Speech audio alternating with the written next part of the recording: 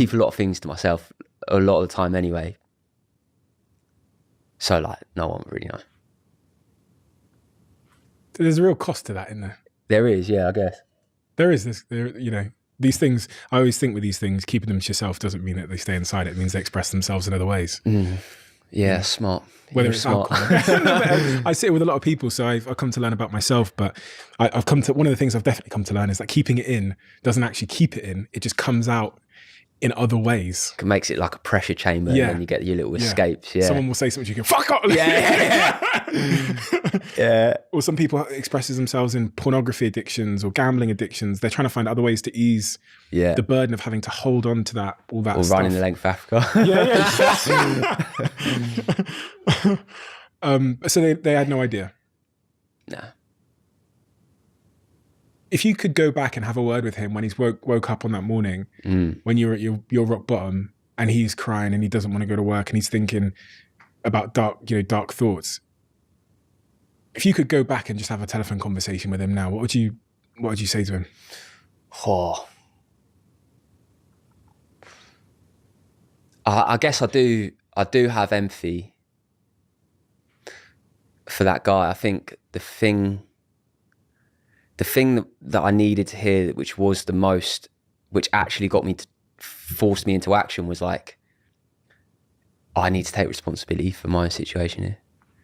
So like, that version of me at 19 was very much one that looked at my outside world and blamed everyone else for my problems. Like, oh, it's because my parents did this or my boss did this and all of these other things.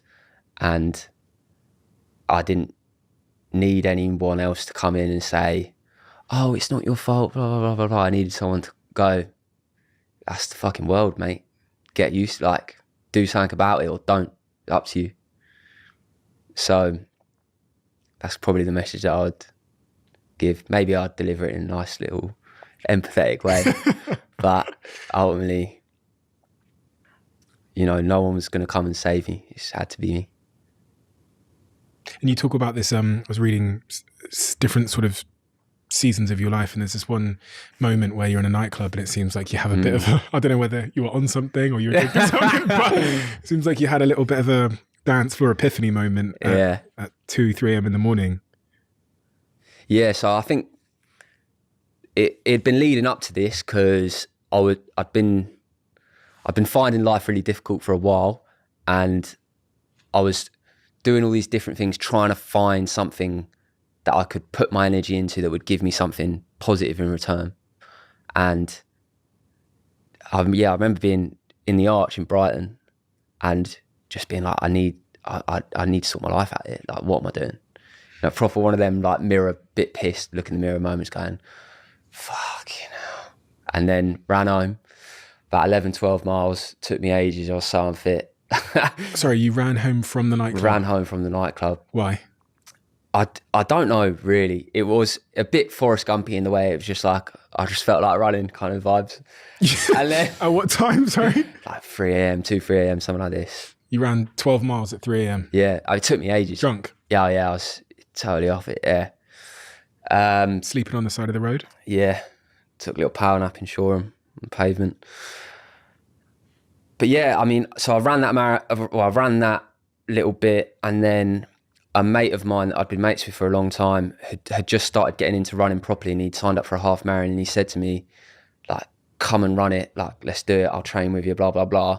And I think that was the moment where I was like, oh, this might be something that I can do. Like, I'm out of ideas here. You know, I need something. So I literally just on a whim was like, fine, let's do it. Signed up. And then he took me out training. We did the half marathon. Then a few weeks later, we signed up, did the full marathon. And that process was like a huge relief for me.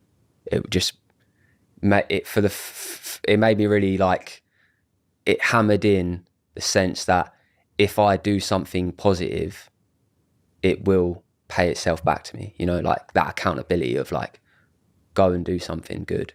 Here we go. And you can see the improvements coming week by week by week.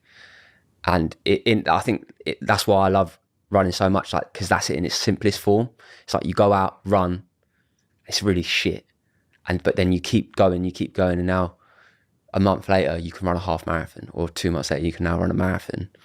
And it was that process of going from someone that I couldn't even run around the block, and then I could run a marathon. And I was like, shit, this, I've got something here. Like, this is how we progress. That's really the word, isn't it? Progress, that feeling of progress. Like you'd learn, because that becomes a metaphor for life. Like, I set out to do something and I got better at it. I progressed, and I accomplished something. Yeah. That's a pretty strong transferable idea for the rest of your, like, for everyone's life, to learn that exactly. lesson. That's kind of what happened for me. I managed to like save up some money off the back of ran these marathons, and then it's like stopped drinking as much. I wasn't gambling anymore, and saved up a bit of money for the first time. And then a few months later, I decided, right, just been off all these cleaning jobs. I'm gonna go and travel the world with my few grand that I'd managed to save up. And where did you go around the world traveling? Did a bit in Europe, then went over to Africa, got to Kenya, did some. I was really into my running at this point, so I was training really hard every day. It was like I'm living and breathing it. Went to the training camp, this village called Item, which is like home to some of the best long distance runners ever. Like Kipchoge's from there, all this kind of stuff. Just trained with them, got my arse whipped up pretty good. And I met an Italian guy who'd been cycling around the world for 6 years, super inspired by his story, how he was living, what he was doing, and decided like I want to try and do something like that. And I was pretty good at running by now. So then I first kind of conceived the idea of running from Istanbul to London. And that was the next. I was like, all right, that's what we're going for.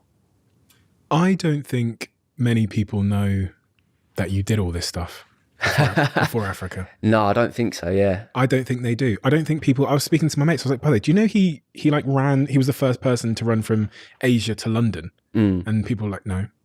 Yeah. You just know that you ran Africa. And then all these other things you did beforehand. But 22 years old, you become the first person to run from Asia to London because you ran from Istanbul to London.